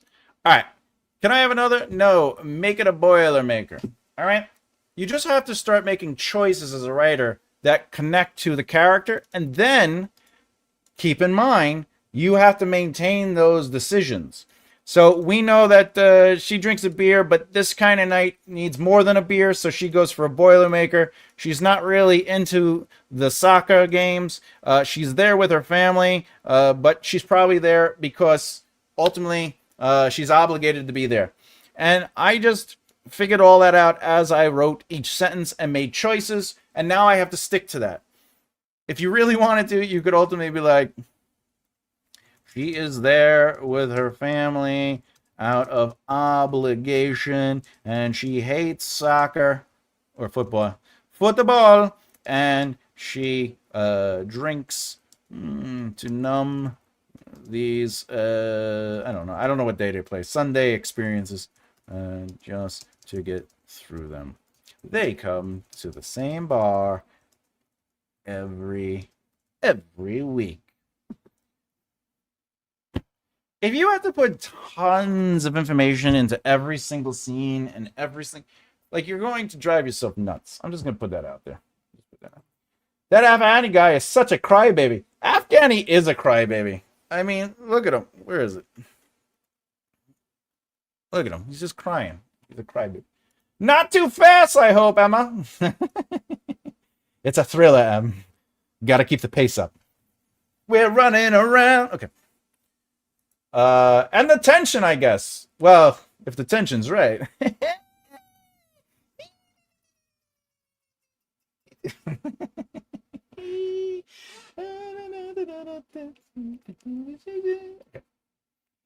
I'm having fun. Okay. It's over, Anakin. It's over, Anakin. I have the high ground. Hello there. Check the link, Afghani. It doesn't show links. Doesn't show links. I wonder if he will come to a sticky end. He has a sticky wiki. I've learned a lot from Thomas. I hope so. Not as much as Emma. I mean, not as much as Abby. Abby is... She has... How many videos does she have? She has like 1 million, right? YouTube, Abby, Emmons. Let's see. She has... Holy crap. She has 776 videos. I gotta slow down. Because I have 808 videos, and I've only been around for like 5 years, I think. 4 years. Right? What's my oldest video? 4 years. She's been around for how long? Let's see. Oldest. She's been around for 9 years? I gotta slow down, because if she's only popping out a video a month. I'm gonna slow down. Search Abby Emmons, how to write a book from scratch to finish. Beginner friendly. Also, I thought the Abby method is to have big blue eyes. Hey, Angel Faye, welcome back. Thank you for joining the memberships. Yeah, I appreciate it. You're the best around. You'll get a song of thanks. Thank you. Appreciate it. You're finally back. Ooh, ooh. Thank you for that. I really appreciate that. So much love to you, my friend. This is for outlining. The why is the theme of the novel. The who is the character at the novel. And the what is the plot of the novel. Oh, I see. All right. Well, if you're not doing it for every scene, then yeah, sure. For sure. However, I would argue that while you're outlining, You don't necessarily have to think of those specifics. And the reason I only say that because if you've read the book, the 27 Plot Point Outline, the book that I wrote, you will see that writing is a mixture of pantsing and plotting. So at the same time, you should allow yourself the freedom to discover what the story is and the narrative is, even well outlining, before you get into the specifics. Because if you start with the specifics, then it makes it more difficult to explore the story because our minds get caught into it. I do like her write ugly though. Well, writing ugly is, yeah, it's your zero draft. You know, just let it come out. Let it, like this. I wrote this real quick. This is it needs a lot of work. You know, it's just a zero draft. It's or technically a first draft. I would consider this a zero draft. Yeah, I usually give more depth to the characters later. Yeah, because we don't know who the characters are, you know, and you have to allow the characters to develop naturally. Naturally, you know, if they don't naturally develop, it's crazy. Beer is yucky. Fun fact, I have never in my entire life tried any alcohol except for the swabbish kind on my skin. True story. Beer. Did someone say beer? Beer. What's that Willow scene? Beer. Quiet, Emma. Do we say it 3 times and you appear in? That's funny. That's funny. I'm with Emma though. I hate alcohol in general. Yeah, I don't really drink. I've never drank. Only Thomas gets to boss me around. Fantastic, fantastic, my lovely lass. Fair enough. I'll go back to lurking. Okay, all right. Does it show the link now? It does not. The link does not appear. If anyone wants to go to Abby Emmons' channel, here. I'll just sit here by myself while everyone runs off to Abby's channel. She needs it though. Abby needs the support because, like, at the end of the day, she has what 609,000 subscribers, and her videos are like dying right now, right? She has, let's see, she's at I feel bad. She got 17,000 views on one of her latest videos. Like, we need to give her some love and focus. So if you haven't done so already, please go over to Abby's channel, Abby Emmons, and subscribe as much as possible. She also does live videos, the Ask Abby lives. She has some waiting. She has them up and coming. So on August 26th at 3 p.m., she will be doing a live, and at any given time, it will not at all be a funnel video, because she doesn't do that. She doesn't do funnel videos. However, I do like her thumbnail. Ask Abby live Q&A, writing and creative questions, plus live chat. I'm gonna steal that design. Stolen. All right. She does nice thumbnails. Look at that. Write with me. Look at that. 5,000 views. Yeah, we gotta support that channel. Everyone go over there. Leave this live, and if you can. No, Angel Faye. Beer is my favorite. When my wife orders the expensive mixed drink on a night out, I get me beer. And we're both happy. Can't go wrong with happiness. Whatever makes somebody happy is really, that is the thing. I guess only Thomas can post. Yes, that's why I posted the link for you. That's how I show love. If I had a wrench, I could have posted the link on it. And you need a clickety-click keyboard too. Good night, Angel Faye. Oh, yeah, it is late there. Hey, stay safe, stay loved, stay warm, stay healthy, and much love to you and your family as always, my friend. Have a wonderful night. Big blue eyes. I gotta lay off the whiskey. I read big boobs. Bye. Missed it. Hey. Hermanos. It's always good to see you, my friend. I know you've been catching the pre-records, but it's always nice to see you in the lives. You know you're always welcome to play. Welcome here. Here you go. If anyone has it, there you go. You just go. Have fun. Do you ever do viewer critiques on stream? Yeah, absolutely. you can email me your samples. Don't email me 17 chapters in a row so I could do a free edit. Uh, but if you don't have my email, you can go to makearightleft.here.com, which is my website. Makearightleft.here.com. Go to contacts, and you just email me and say, hey, what's up? I have a sample I'd love you to look over. It could be a scene. It could be a chapter. It could be an outline. You could send me outlines. I'll be happy to do any of it. And then what I'll do is I'll email you back, and then you could email me the file. And the reason I do it like that is because if people email me attachments, usually I don't get it. It goes in spam and I forget about it. And also I don't want to really like put my email up because then I start getting ridiculous. Did you get your car insurance? Off the hang with I'll see you later, Emma. You have fun. You enjoy. Look, we must support the smaller channels. And if we can, we'll do whatever we can for one day. I hope I get at least, I'm getting closer and closer to 3,000 subscribers, but 609,000. I feel bad for her. Like, how do you? That's all she has is 609,000. She only has a little over 500,000 subscribers. Like, I feel bad. Like, Emma.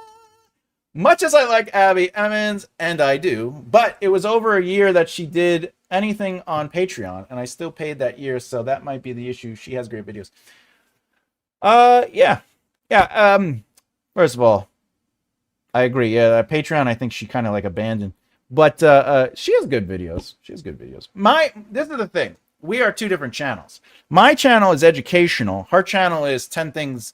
You know, I love about you. You know, they're like here's an example.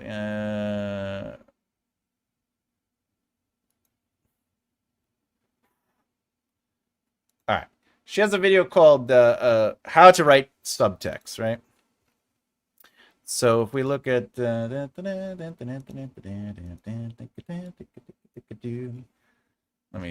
me put it over here and see what's what. Woo!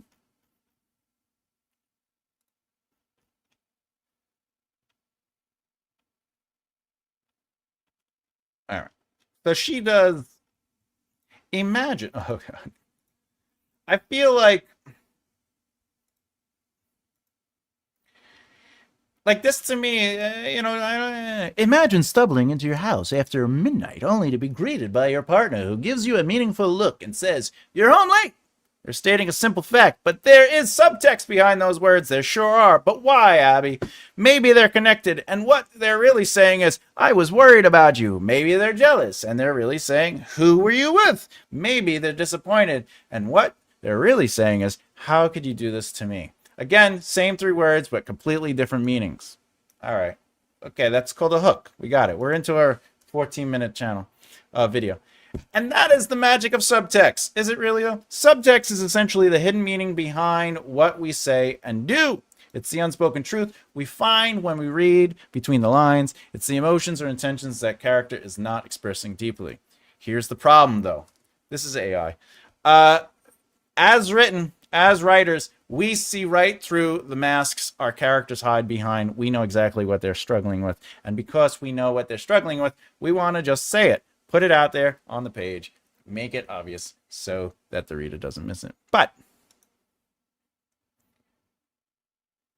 I don't do videos like this. Like, my videos don't just I mean, I have a couple videos like this because like when you have to slip some in there, but every video is like this. This is why in today's video, I'm breaking down exactly how to... All right, well, let's see what she probably has 3 rules, right? Difficult, welcome back. Welcome back. Okay, I'm Abby, and it's a mission. Okay, it's Wednesday, and I would love to hear from you in the community. Also, before we get into the video, I wanted to let you know that my new book, Make Your Story Better, is now available. Okay, next. All right. This is not your ordinary world manual. Okay, it's interactive. Okay. You can grab your copy back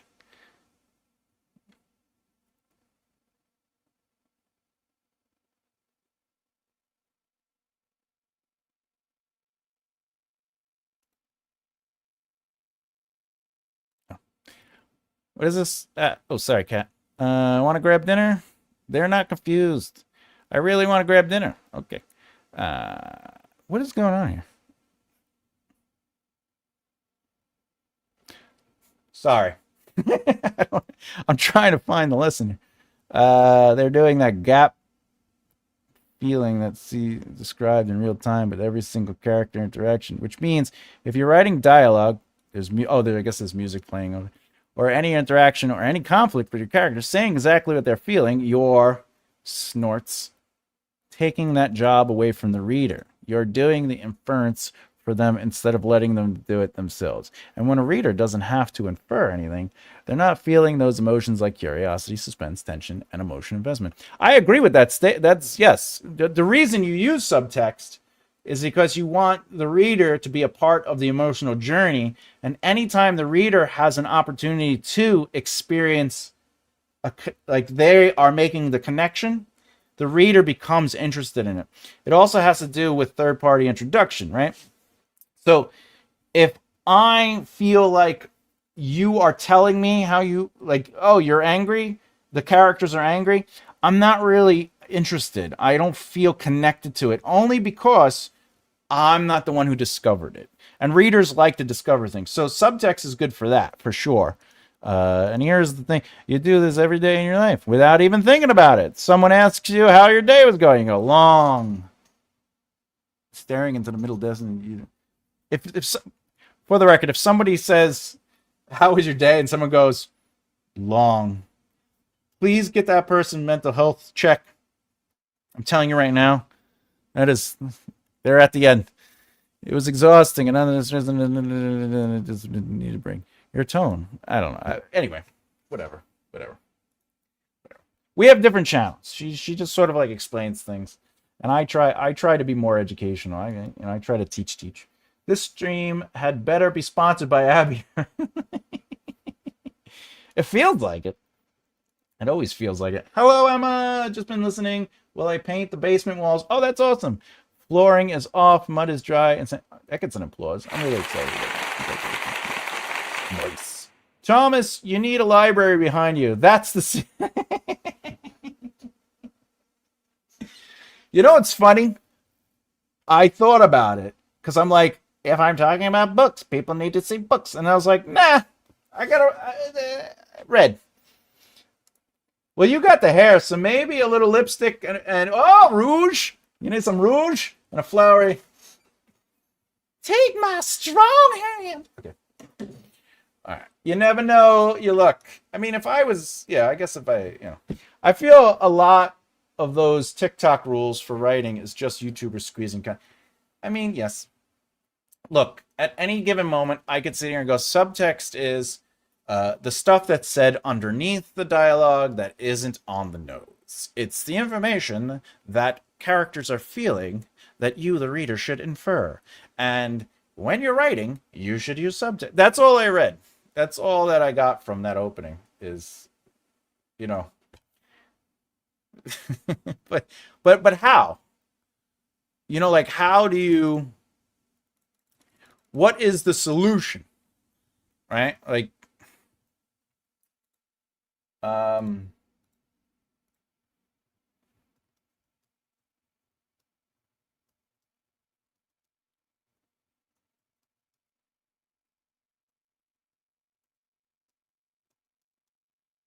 and I'm looking something up. 1 second.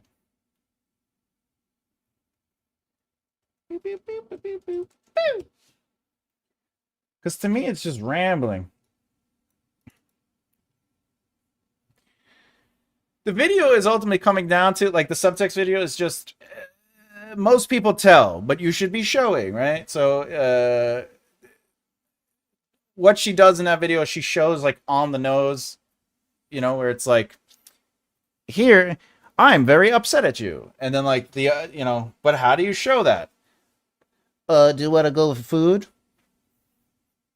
Do I want to go get food? And you're like, that's subtext, but that's not really what subtext is. That's not what subtext is. Subtext is specifically an emotional response. Subtext is not just the quote unquote what is not said, right? So if you're a writer and you're like, how do I write subtext? And my advice to you is, let me show you an example.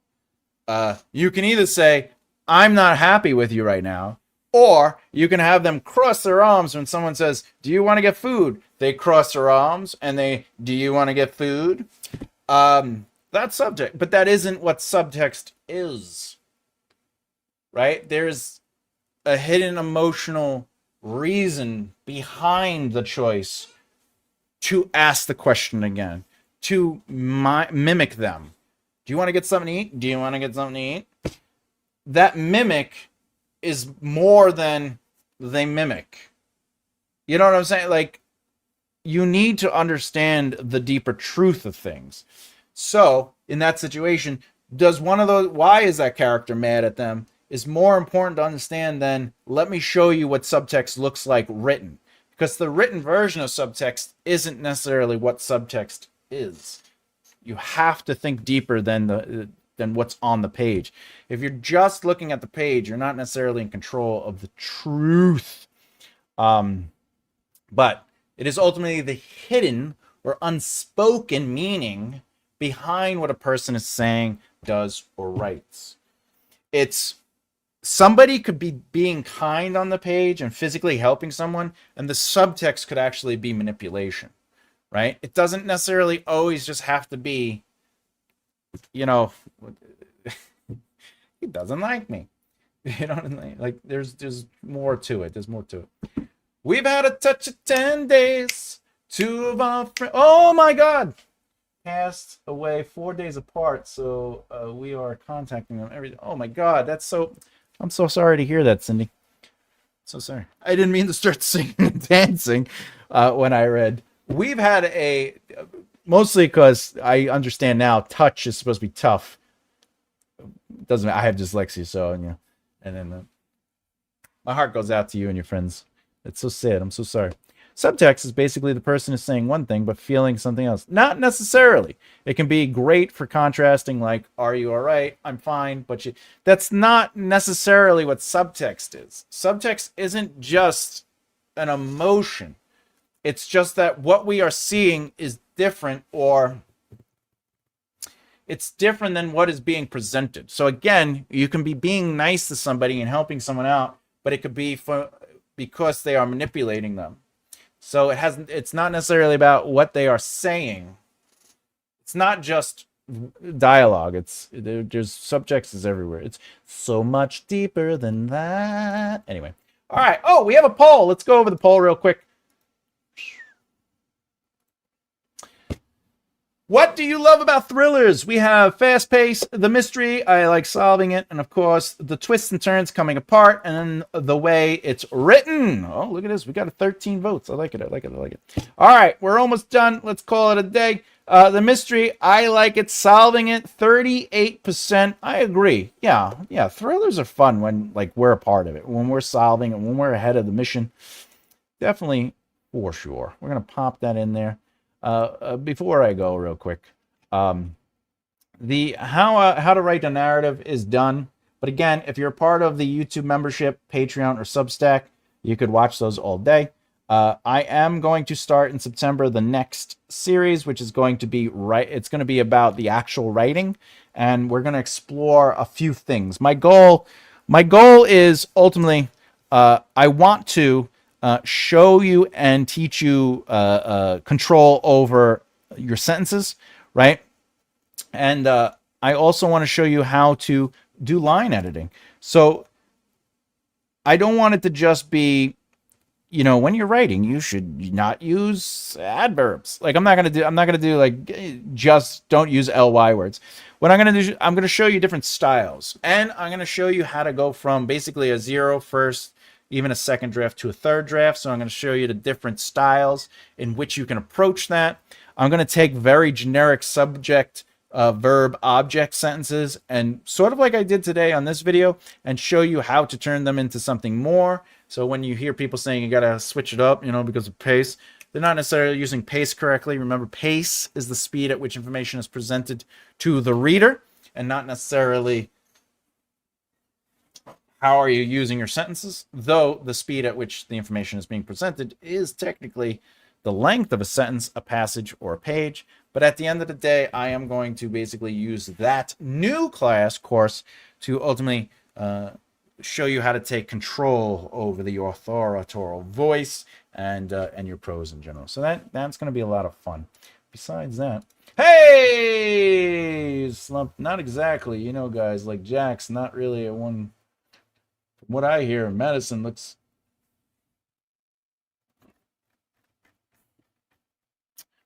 Wee. What is that? Beep, beep, beep, beep, beep. Let's see. Chloe's shoulders slumped. Not exactly. You know, guys. Like X.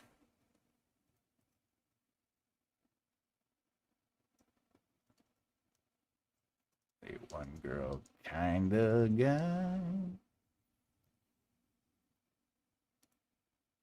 What we do? Next line. From what I hear, Madison looks over her shoulder and says, "You don't mind sharing." Let's see. Chloe's shoulders slumped. Not exactly. You know, guys like Jack's not really a one. Yeah, all right. One girl kind of guy. From what I hear, Madison looks over her shoulder and says, "You don't mind sharing." You don't mind sharing. Ooh. Yeah, that's subtext. But remember, this is subtext. The physicality of subtext. What is being talked about is subtext. Not exactly. You know, guys like Jack's. That subtext. Yeah, it's very good. Very good, Chris. Fantastic. Sexy as always. All right. That's it. We're done for today. If you don't know, I got some books available. You can check them out on makearightleft.com. But everyone who's watching still definitely does know. But this is for the repeat. I'm out and about. I'm going to be here tomorrow on time and fully ready and awake and set to go. We will be writing a book in real time. Please join me. Have some fun. To everyone else out there, sending you love and light and hope everybody is doing well. I'm out and about. If you like this video, please like so the algorithm, because what did they say? You gotta bloop that beard and bloop that like button. So please, everything else is all kosher. I'm out. My name is Thomas J. Bellezza, and as always, keep developing the right mindset. Be good, everyone. Always much love. Arrivederci.